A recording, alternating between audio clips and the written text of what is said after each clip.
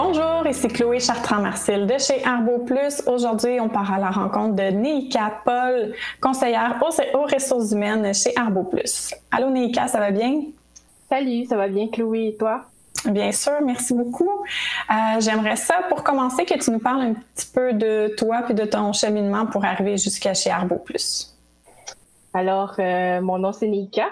Je suis une personne enjouée, concentrée, perspicace. L'intégrité est très importante pour moi.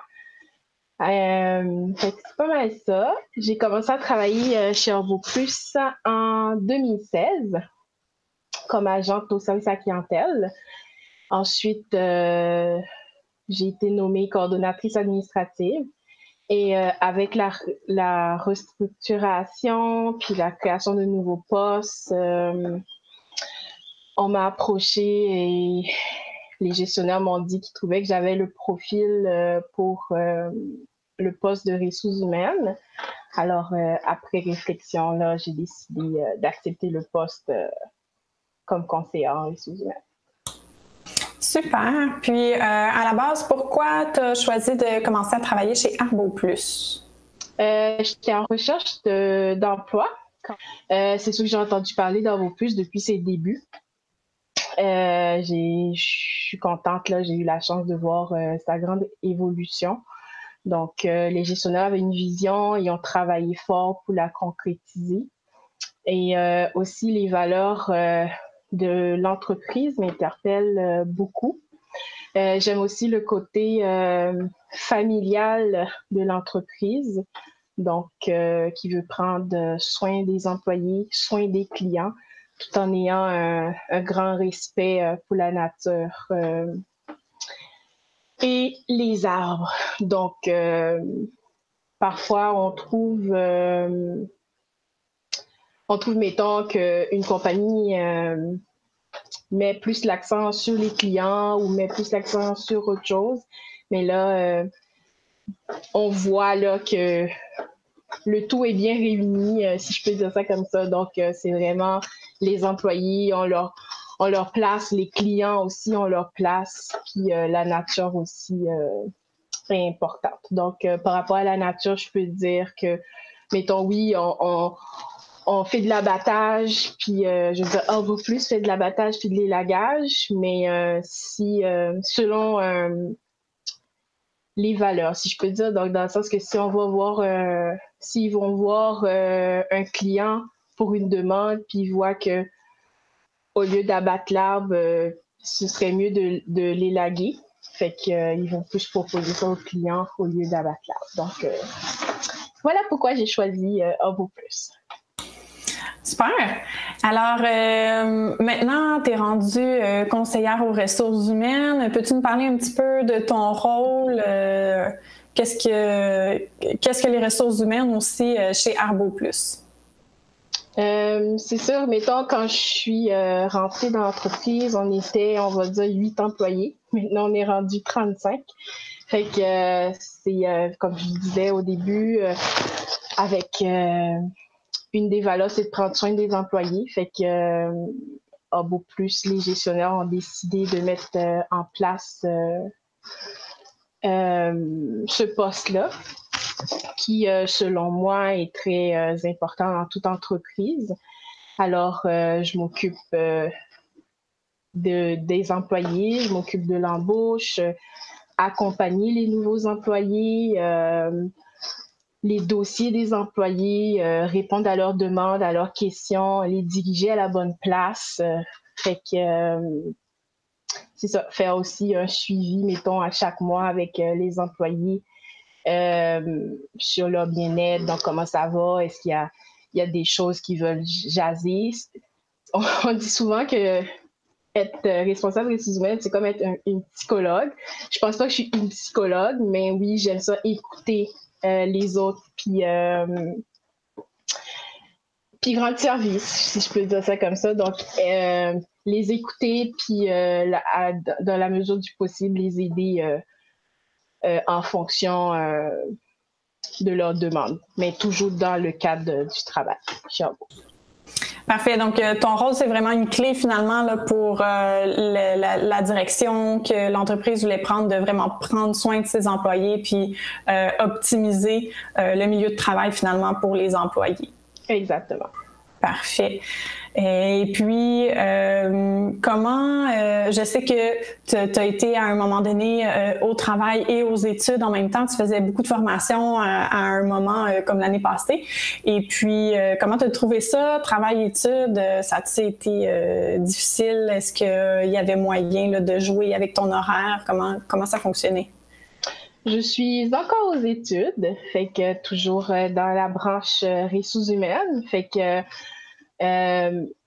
j'ai trouvé que j'avais déjà un potentiel là-dedans, mais je trouvais que c'était une bonne chose d'aller acquérir plus de connaissances dans ce domaine-là. Fait que ça a été bien vu, ça a été bien accueilli par les gestionnaires. Ils m'accordent beaucoup de flexibilité au niveau de mes horaires de travail. Fait que j'aime beaucoup ça. J'ai l'appui, j'ai l'encouragement de la direction dans mes études. Ils me posent souvent des questions pour savoir comment ça va. Donc, prête à m'offrir leur aide, en fait, si j'avais besoin de quelque chose. Puis en plus, depuis le début, depuis 2016, je suis en télétravail chez Arbo Plus.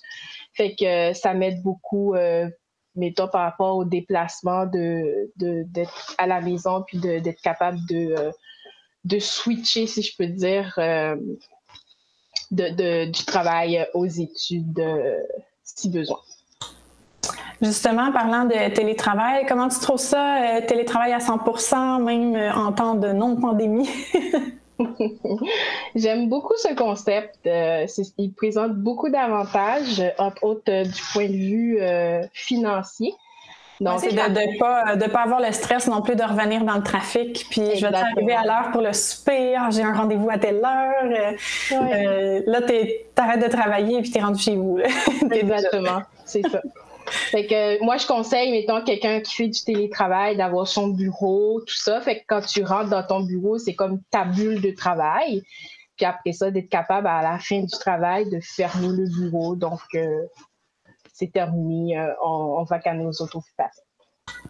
Absolument. C'est sûr que c'est l'idéal, là, pouvoir avoir sa bulle de travail, que ce soit à la maison ou même dans des bureaux, là, avoir un petit espace à soi, ça aide beaucoup.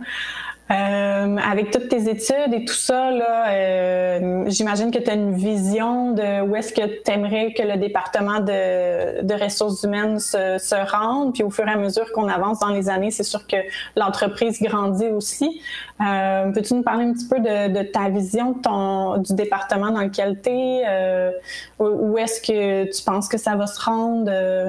Les étapes à suivre? C'est sûr que grâce aux nombreuses études qu'on voit en ce moment, on comprend que la réussite d'une entreprise, là, dépend beaucoup de l'importance qui est accordée aux employés. Donc, au fil du temps, le département des ressources humaines, c'est quelque chose qui évolue, qu'on comprend mieux. Le pourquoi, On comprend mieux son impact positif. Exactement. Merci. Fait que, donc, c'est plus qu'effectuer des tâches administratives ou des fois, c'est mal vu par soit la direction ou des fois, c'est mal vu par les employés. Fait que c'est sûr qu'il y a quelque chose à faire.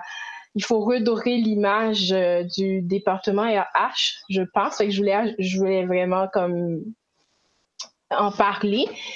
Et donc, avec la compagnie, donc avec Arbo Plus, on le fait déjà, donc prendre soin des employés, être à leur écoute, on se soucie de leur bien-être, d'offrir la conciliation travail-famille, c'est important. Fait que toutes ces choses-là sont déjà, la base est déjà là, je peux dire. Fait que c'est tout le temps je pense, d'être en recherche de solutions, des choses à mettre en place pour améliorer ce département-là. Donc, il y a vraiment un souci d'aller plus loin dans l'implication de la vie des employés. Le but aussi, c'est de développer le sentiment d'être à la bonne place. On veut les encourager dans leur carrière, dans leurs études.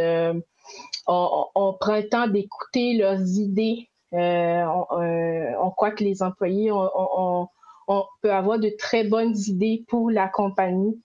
À travers ça aussi, on veut soutenir les causes humanitaires que les employés veulent défendre. C'est déjà mis en place, ça, puis ça a un grand succès. La conciliation emploi-famille qu'on entend souvent parler, donc d'être compréhensif que l'employé a des enfants à aller chercher, fait que bien mettre en place un horaire qui convient. Donc, le télétravail aussi, c'est une forme de conciliation. Fait que il y a plein de choses là qui s'en viennent, puis qu'on travaille là-dessus, qu'on cherche des idées. Fait que c'est ça. Donc, à Beaupuy, j'ai vraiment le souci d'implanter des innovations là, pour améliorer le travail de tous les jours. Donc, c'est ça. Donc, on est vraiment à l'affût là, des nouveautés là, dans le domaine de ressources humaines pour prendre soin des employés. Ouais, donc si je résume là, ta mission en fait que tu te donnes, c'est d'être toujours à l'affût de l'évolution au niveau des ressources humaines, de l'évolution de l'entreprise et de ses employés pour toujours être le plus possible à jour dans ce qui s'offre de mieux finalement dans une entreprise, c'est ça? Exactement. Super.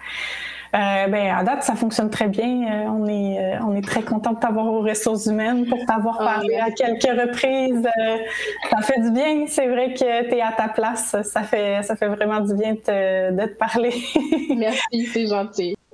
Donc, professionnellement, où est-ce que tu penses que tu te verrais dans 5 à 10 ans, là, dans l'idéal, là, disons?